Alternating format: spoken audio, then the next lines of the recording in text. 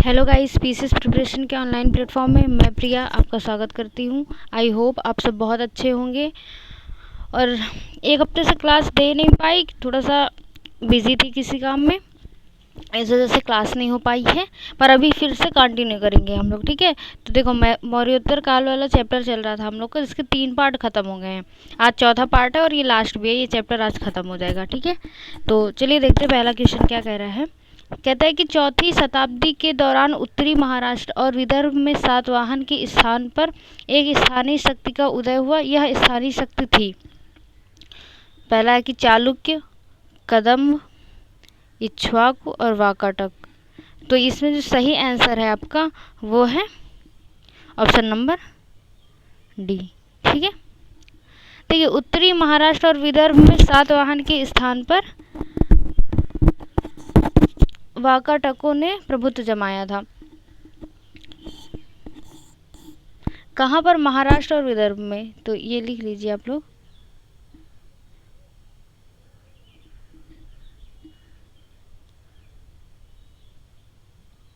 इन लोग का जो क्रेज था बोल सकते हैं, वो कहाँ पर था? महाराष्ट्र और विदर्भ के आसपास के एरिया में था।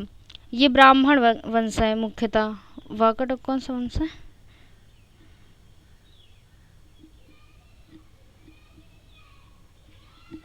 ब्राह्मण वंश है मुख्यतः, ये वही वंश है। और इनके पश्चात जब ये इनकी समाप्ति हुई थी, इनके बाद कौन सा वंश आया था? तो चालुक्य वंश का प्रभुत्व था। कहाँ पर? महाराष्ट्र और विदर्भ के एरिया में, ठीक है, चालुक्य वंश का। चलिए नेक्स्ट क्वेश्चन देखते हैं। नेक्स्ट क्वेश्चन कह रहा है कि निम्नलिखित कथनों में विचार कीजिए। पहला है कि सातवाहन राजकुल मात्र सत्तात्मक था। दूसरा है ब्राह्मणों को भूमि अनुदान देने वाले पहले शासक सातवाहन ही हुए। कह रहा है कि सातवाहन राजकुल मात्र सत्तात्मक था, ठीक है। तो देखिए, पहला वाला हमारा ऑप्शन गलत है। मात्र सत्तात्मक नहीं था, ये पितृ सत्तात्मक था, ठीक है। आप लोग लिख लीजिए इधर।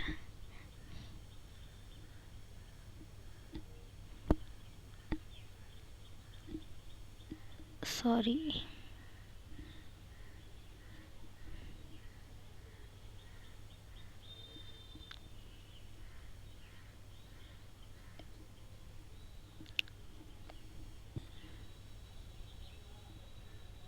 और दूसरा कह रहा है ब्राह्मणों को भूमि अनुदान देने वाले पहले शासक सातवाहन ही हुए थे। तो ये ऑप्शन हमारा सही है। तो कौन सा सही हो जाएगा? Option number B is the right answer.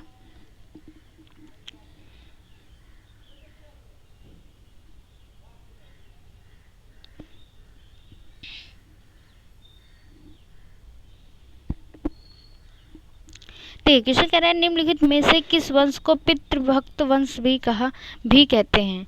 पहला है माठर वंश, फिर वशिष्ठ वंश, मान वंश और नल वंश। तो देखिए, इसमें सही आंसर है माठर वंश। माठर वंश इसका राइट आंसर है। और एक क्वेश्चन मैं पूछती हूँ आपसे कि पितृभक्त वंश, तो ये है पितृहंता वंश, एक टाइम पे चला था। तो वो कौन सा वंश है? आप कमेंट सेक्शन में बताइएगा, ठीक है। पितृहंता वंश किस वंश को कहते हैं, ये आप कमेंट सेक्शन में बताइएगा। और इसमें का सही आंसर है माठर वंश। तो माठर वंश मतलब स्थित कहाँ था? तो ये महानदी, जो नदियाँ हैं ना, एक सेकेंड, महानदी और कृष्णा नदी के बीच में, कृष्णा नदी के बीच में स्थित था। और ये पितृभक्त वंश है, ये तो आपको पता ही है, ठीक है। तो नेक्स्ट इसमें सही कौन सा हो जाएगा? ए इसमें आपका राइट आंसर हो जाएगा। चलिए अगला देख लेते हैं क्वेश्चन। क्वेश्चन कह रहा है कि सर्वप्रथम स्वर्ण सिक्के पहली सदी में कुषाण शासकों द्वारा जारी किए गए। इसे पूछ रहा कौन सा सही है, ठीक है, सही पूछ रहा है। और दूसरा है कि पहली सदी में जनजाति गणराज्यों द्वारा सिक्के जारी किए गए, ठीक है। तो इसमें ये पहला दूसरा दोनों सही है, यानी ऑप्शन सी इसका राइट आंसर हो जाएगा। सर्वप्रथम स्वर्ण सिक्के पहली सदी में कुषाण शासकों द्वारा जारी किए गए थे।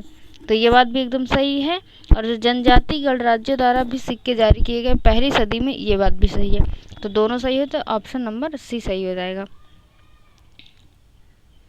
अगला देख लेते हैं। अगला क्वेश्चन कह रहा है कि मौर्य साम्राज्य के पतन के बाद तथा गुप्त साम्राज्य के उदय से पूर्व निम्नलिखित में से कौन से प्रमुख साम्राज्य उभर कर सामने आए। तो सातवाहन वंश, तो हाँ ये आया था। हर्ष वंश ये नहीं आया था। कुषाण वंश ये भी आया था। तो पहला और तीसरा सही है, ऑप्शन नंबर सी इसका राइट आंसर हो जाएगा। ठीक है, अगला देख लेते हैं। देखिए क्वेश्चन क्या कह रहा है। कह रहा है कि इरिथ्रियन एक यूनानी नाम है जिसका प्रयोग किया जाता था काली मिर्च के लिए, लाल सागर के लिए, पीले सागर के लिए, आसपास के नौकायान के लिए। इसमें राइट आंसर है लाल सागर के लिए। ठीक है, बीस का राइट आंसर हो जाएगा।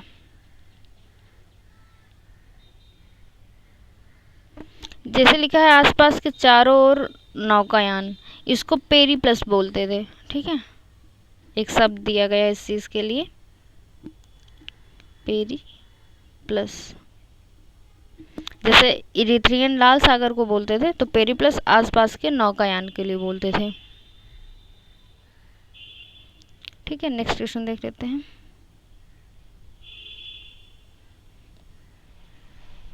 अगला क्वेश्चन कह रहा है कि सातवाहनों के प्रशासनिक ढांचे के संदर्भ में निम्नलिखित युग्मों में से कौन सा सुमेलित है। पहला है अमात्य, और इसको क्या बोलते थे, मतलब ये वर्ड कहाँ यूज होता था, सैन्य शिविर और बंदोबस्त के लिए। देखिए ये वाला हमारा गलत है। ठीक है, दूसरा है गौलमिया, ये सैन्य दल का प्रधान होता था, ये आपका सही है। दूसरा है कि स्कंधा वारस, ये एक जिले के अधिकारी होते थे, ये हमारा गलत है। ठीक है, दो गलत है एक सही है, केवल दो सही है, इसका बी इसका राइट आंसर हो जाएगा। ठीक है, देखिए अमात्य एक वर्ड आया है ना। अमात्य ये क्या होता था, तो सातवाहनों ने अपने जिले का नाम अहर रखा था। पहले ये जानिए, जो सातवाहन थे, एक सेकेंड,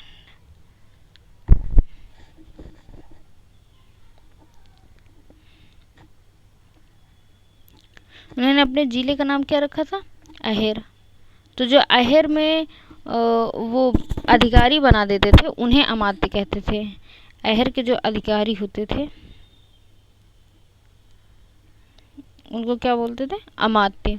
तो अमात्य क्या है आपको पता चल गया। दूसरा बोल रहे स्कंधा वारस, ये एक जिले के अधिकारी होते थे, तो ये भी गलत है। देखिए जो सैन्य शिविर होती थी या बस्तियां होती थी, सैन्य शिविर या बस्तियां,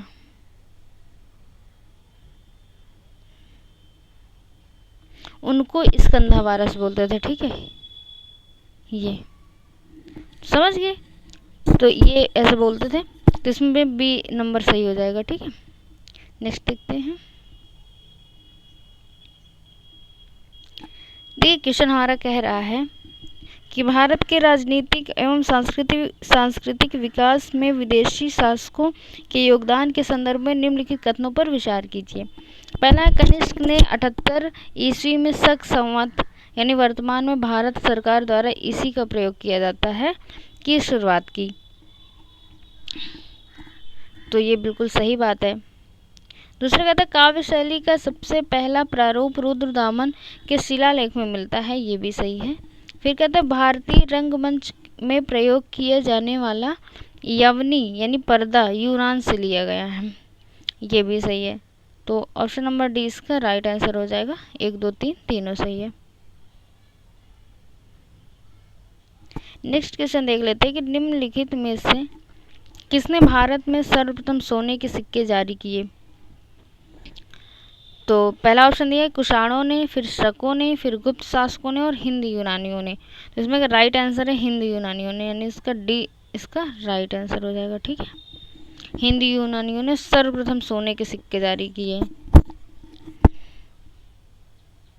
अगला देख लेते हैं, कह रहा है क्वेश्चन में अग्रहार, ये इम्पॉर्टेंट है। ठीक है, मोस्ट इम्पॉर्टेंट क्वेश्चन है ये।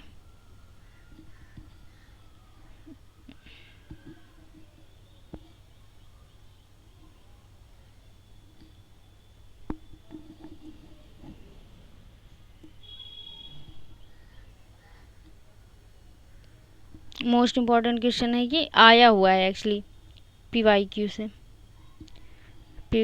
हाँ, पहले आया हुआ है तो इस वजह से बहुत इंपॉर्टेंट है। और PCS में तो क्वेश्चन रिपीट भी होते हैं, तो जो मैं बोल रही हूँ कि ये आया हुआ है वो आप ज़रूर नोट डाउन करिएगा, ठीक है। रिपीट होता है तो हेल्प हो जाएगी।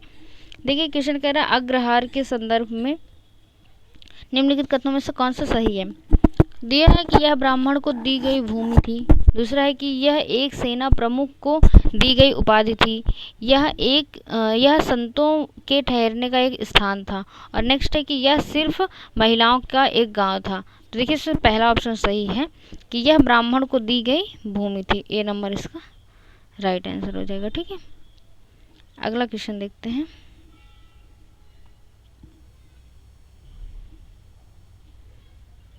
एक क्वेश्चन दिया हुआ है, देखिए रब-तक अभिलेख, अभिलेख का नाम क्या है, रब-तक के संदर्भ में निम्नलिखित में से कौन सा कथन सही है, सही पूछ रहा है आपसे, ठीक है। दिया है कनिष्क और कड़फिसेस शासकों के बीच संबंध स्पष्ट करने के लिए। ये रब-तक अभिलेख का यूज क्या था वही बता रहा है कि कनिष्क और कड़फिसेस शासकों के बीच संबंध स्पष्ट करने के लिए, तो ये तो एकदम सही है। दूसरा कह रहा है कि अंतिम 3 मौर्य शासकों के बारे में नई जानकारी देने के लिए। देखिए ये आपका गलत है, सही एक पूछा तो ए सही होगा, तो बाकी तो गलत ही होंगे। दूसरा विष्णु पूजा के प्रारंभिक रूप का वर्णन करने के लिए, तो ये भी आपका गलत है। नेक्स्ट है कि प्रारंभिक तमिल इतिहास के तटीय व्यापार का वर्णन करने के लिए, तो ये भी आपका गलत है, ठीक है। देखिए ये अभिलेख कहाँ था, अब इसके बारे में थोड़ा सा जानकारी ले लेते हैं। इसमें ए इसका राइट आंसर, ये तो आप सब लोग जान ही गए, ठीक है। इसमें देखिए रब-तक अभिलेख ये अफगानिस्तान में स्थित है।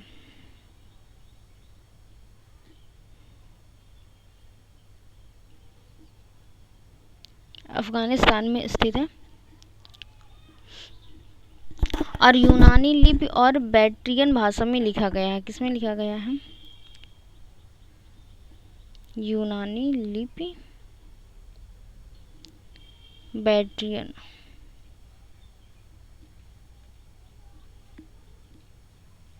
जो चीज़ें राइटिंग में नहीं समझ में आती वो आप सुन के लिख लिया करो, ठीक है।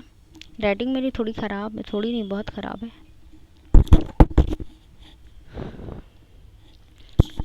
तो पता चला ये यूनानी लिपि और बैक्ट्रियन भाषा में लिखा गया था।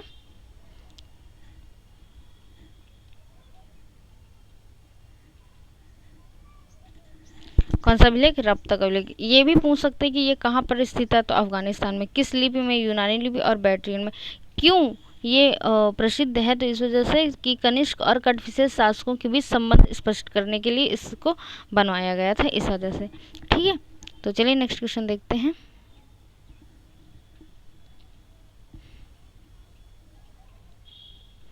अगला क्वेश्चन देखिए, कह रहा है कि सूची 1 के विषय को सूची 2 से सुमेलित कीजिए। पहला है पूर्वशेष और दूसरा है प्राप्त स्थान, ये कहाँ पर मिला। देखिए राग का टीला, राग का टीला आपका मिलता है उतनूर में। तो उतनूर कहाँ है, ये है।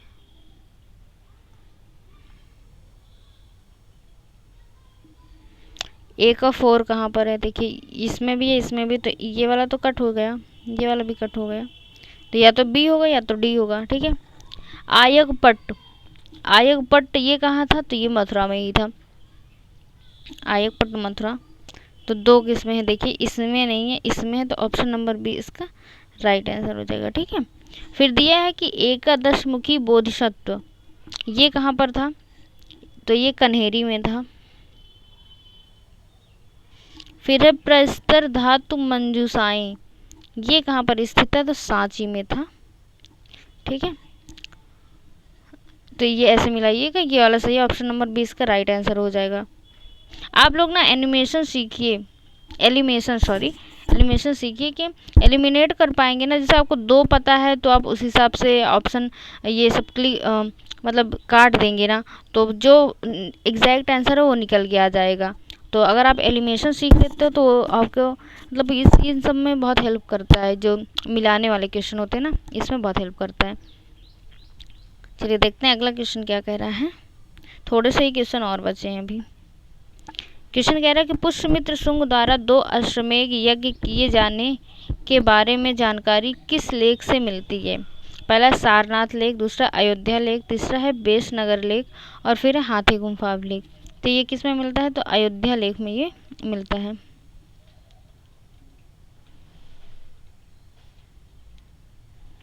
ठीक है, देखिए अयोध्या लेख ना ये संस्कृत में लिखा गया है। किस में लिखा गया है, ये संस्कृत में।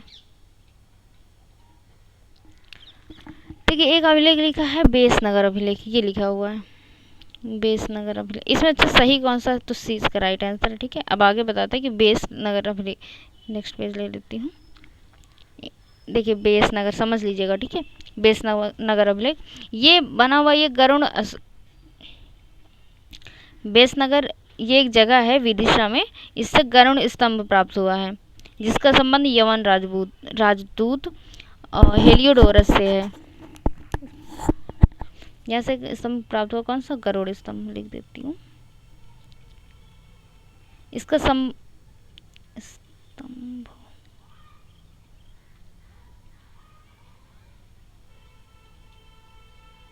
है ना, और इसका जो संबंध है, एक यवन राजदूत थे,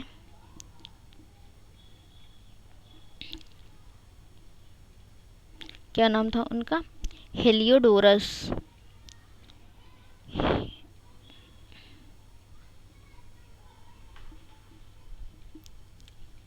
हेलियोडोरस। ठीक है, तो इनसे इनका संबंध था। तो और ये कहाँ पर है, विदिशा में, विदिशा नाम की जगह पर है।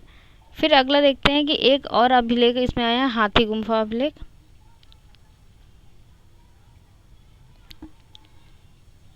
हाथी गुम्फा अभिलेख देखिए, ये कलिंग के शासक थे खारवेल।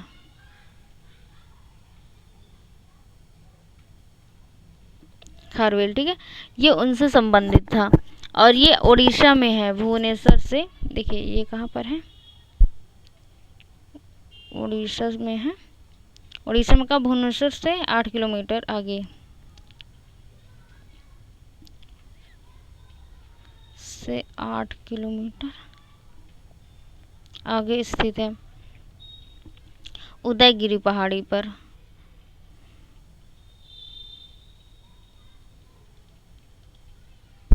उदयगिरी पहाड़ी पर। ठीक है, और नेक्स्ट देखते हैं, एक और आया था सारनाथ अभिलेख। सारनाथ अभिलेख आया था, ये क्या है, इसका संबंध है अशोक से, मौर्य साम्राज्य के अशोक जो थे, मौर्य साम्राज्य के अशोक, इनका संबंध उससे है। और इस स्तंभ में देवनागरी लिपि में, देखिए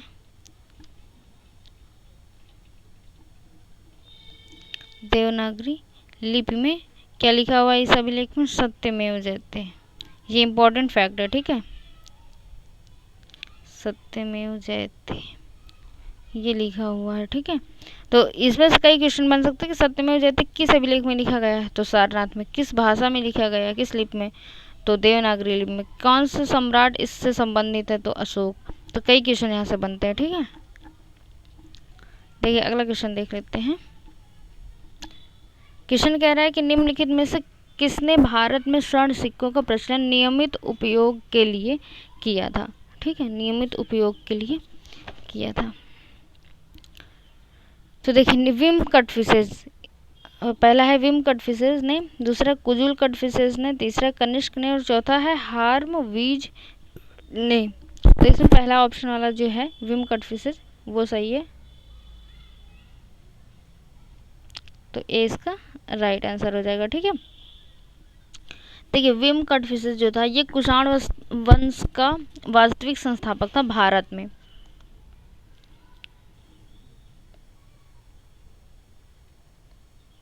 भारत में कुषाण वंश का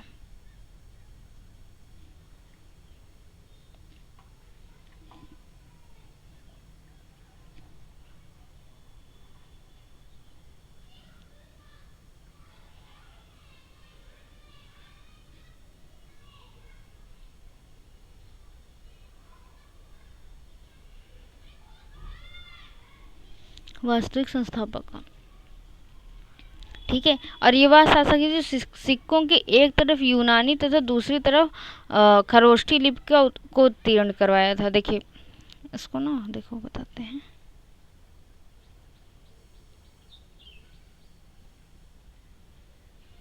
देखिए सिक्के के एक तरफ इसने क्या लिखवा दिया था, यूनानी, सिक्के के एक तरफ लिखवाया था यूनानी और दूसरी तरफ लिखवाया था इसने खरोष्ठी लिपि। ये भी इम्पोर्टेंट फैक्ट है, आप लोग याद रखिएगा, ठीक है। अगला क्वेश्चन देख लेते हैं।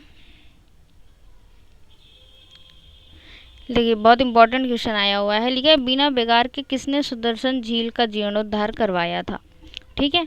तो इसका जो ऑप्शन है कि चंद्रगुप्त मौर्य, बिंदुसार, अशोक और रुद्रदामन। तो इसमें राइट आंसर है रुद्रदामन प्रथम, इसका डी राइट आंसर हो जाएगा, ठीक है।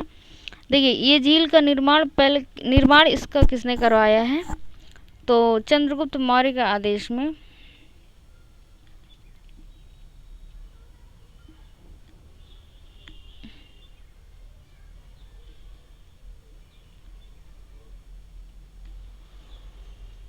चंद्रगुप्त मौर्य के आदेश में इन्होंने गिरनार में एक नियुक्त किया था राज्यपाल। इन्होंने गिरनार उधर उत्तर क्या बोलते गुजरात में स्थित है गिरनार। तो यहाँ पर ना एक इन्होंने मंत्री या राज्यपाल नियुक्त किया था जिसका नाम था पुष्यगुप्त वैश्य।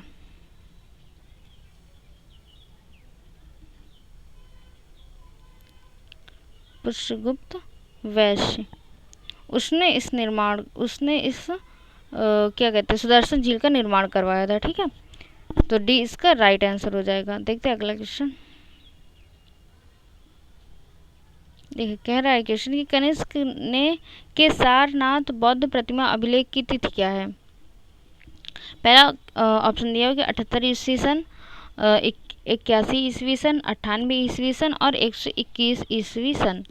तो इसमें का जो राइट आंसर है वो है 81 ईस्वी सन, ठीक है। तो बी इसका राइट आंसर हो जाएगा। देखिए कनिष्क कुषाण वंश का सबसे इम्पोर्टेंट जो सबसे महान राजा था, तो ये किस वंश का था, कुषाण वंश का। कुषाण वंश का सबसे महत्वपूर्ण शासक यही था। लेकिन अगला देख लेते हैं।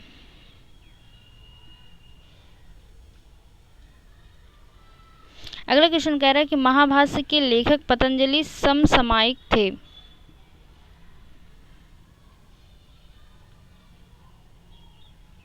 ठीक है, महाभाष्य के लेखक पतंजलि समसामयिक थे किसके, चंद्रगुप्त मौर्य के, अशोक के, पुष्यमित्र शुंग के और चंद्रगुप्त प्रथम के। तो इसमें राइट आंसर हो जाएगा सी।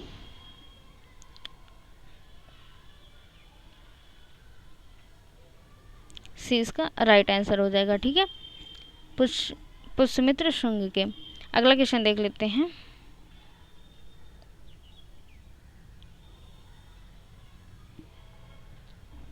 अगला क्वेश्चन कह रहा है कि प्राचीन भारत के साहित्यिक इतिहास में पाणिनि और पतंजलि ख्याति प्राप्त नाम हैं। किस राजवंश के समय वे फले फूले। पहला है पुष्यभुक्ति, दूसरा कुषाण, तीसरा है शुंग और चौथा है गुप्त। तो इसमें कौन सा राइट आंसर हो जाएगा, तो शुंग इसका राइट आंसर हो जाएगा, सी नंबर, ठीक है, सी इसका राइट आंसर हो जाएगा। नेक्स्ट दिया हुआ है, देखिए क्वेश्चन क्या कह रहा है। लिखा हुआ कि निम्नलिखित में से कौन सा मनुस्मृति में मिश्रित जातियों को दिए जाने वाले विभिन्न दर्जे के संबंध में सही नहीं है। पहला है कि वर्ण व्यवस्था में एक दर्जा कम की पत्नी से जन्मे बच्चों को द्विजों के भाग के रूप में स्वीकृति मिली थी। दूसरा कि वर्ण दर्जे के हिसाब से 2 या 3 डिग्री नीचे की महिलाएं से जन्मे बच्चों को शूद्र में एक नया समूह निर्मित होता था। तीसरा कि यदि महिला का दर्जा संबंध पुरुष के दर्जे से ऊंचा होता था तो ऐसा विवाह की संततियों को माता पिता के दर्जों के नीचे रखा जाता था। और चौथा है कि अनुलोम विवाह को प्रतिलोम विवाह की अपेक्षा कहीं पवित्र कानून का उल्लंघन करने वाला माना जाता था। ठीक है, तो देखिए इसमें जो कह रहा है कि कौन सा सही नहीं है ना, तो ऑप्शन नंबर डी इसका राइट आंसर हो जाएगा। ठीक है, डी वाला सही नहीं है। देखिए अनुलोम विवाह क्या होता है, प्रतिलोम विवाह क्या होता है।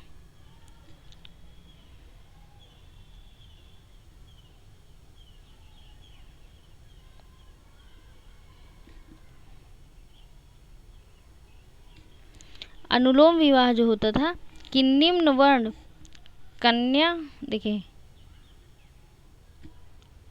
पेन पता नहीं क्यों नहीं चला करता, जो कन्या है वो निम्न वर्ण की, ठीक है, और जो वर है यानी जो लड़का है वो उच्च वर्ग का होता था, तो ये अनुलोम विवाह कहलाता था। और इसी का जस्ट अपोजिट होता प्रतिलोम विवाह कि जो कन्या है वो उच्च वर्ग की और लड़का है निम्न वर्ग का। तो ये क्या कौन सा विवाह होता था, प्रतिलोम विवाह।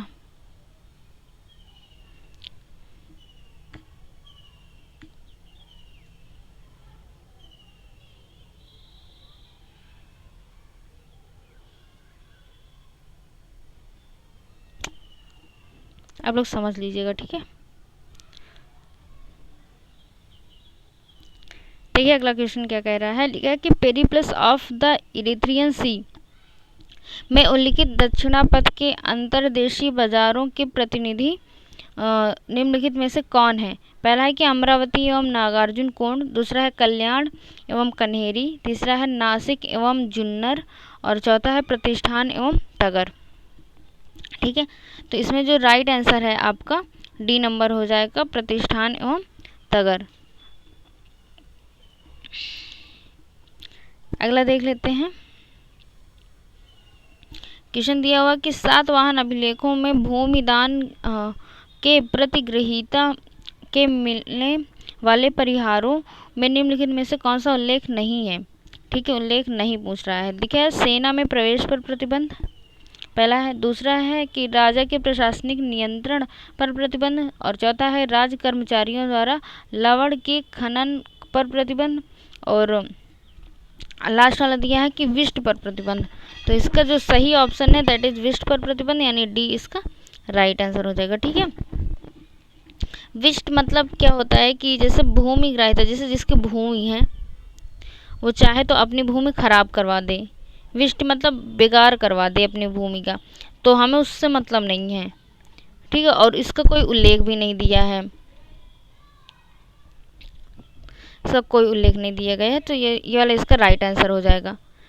लास्ट क्वेश्चन देख लेते हैं कि दिया हुआ है कि लिस्ट 1 है, लिस्ट 2 है, इसको भी देखिए मैच करवाना है। पहला है कि नरेश और दूसरा है विरुद्ध, उनके विरुद्ध कौन से शासक हुआ करते थे। ठीक है, तो पहला दिया हुआ है कि गोंडोफेरस, ठीक है, इनके जो विरुद्ध थे वो देवव्रत थे। कहाँ पर है देवव्रत, ये यहाँ पर है।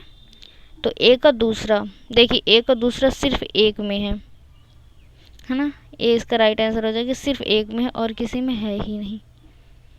देखिए दूसरा देख रहे थे कनिष्क, कनिष्क के जो विरुद्ध में थे वो हैं देवपुत्र। तीसरा है प्रवरसेन, प्रवरसेन है धर्म प्राचीर बंध, और चौथा हो जाएगा समुद्रगुप्त का धर्म महाराज। ठीक है, तो इसमें कौन सा सही हो जाएगा, ए इसका राइट आंसर हो जाएगा। तो देखिए चलिए आज ये क्लास यहीं पर ख़त्म होती है, ये पूरा चैप्टर ख़त्म होता है यहाँ से। अभी नेक्स्ट क्लास देखते हैं कौन सा चैप्टर आता है, वो पढ़ाया जाएगा। तो